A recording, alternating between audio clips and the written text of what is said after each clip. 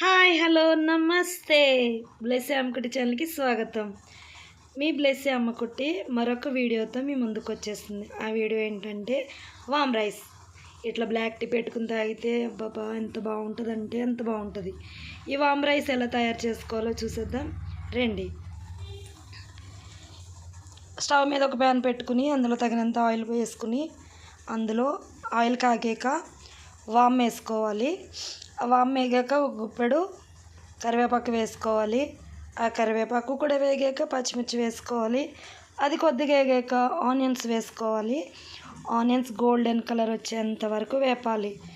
ఇది night rice మిగిలిపోతే నేను చేస్తున్నాను.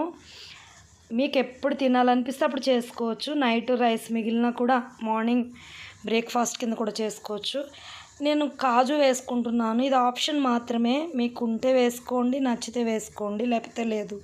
అలాగే ఎండుమిర్చి కూడా వేసుకున్నాను. ముందే వేస్తే మాడిపోతాయని మధ్యలో వేసుకున్నాను. అలాగే ఇవి బాగా వేగిపోయాను. ఇప్పుడు రైస్ వేసుకుందాం.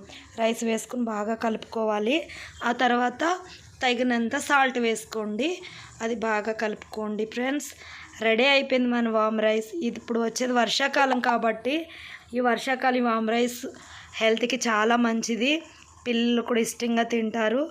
చేసుకోండి, 100% మీకు నచ్చుతుంది. ఈ వీడియో కొత్తగా చూస్తున్నట్లయితే సబ్స్క్రైబ్ చేసుకోండి, షేర్ చేయండి, లైక్ చేయండి. మీకు నేను పెట్టిన ప్రతి ఒక్క వీడియో నోటిఫికేషన్ వస్తుంది. ఈ వీడియో మీకు నచ్చిందని నేను అనుకుంటున్నాను ఫ్రెండ్స్.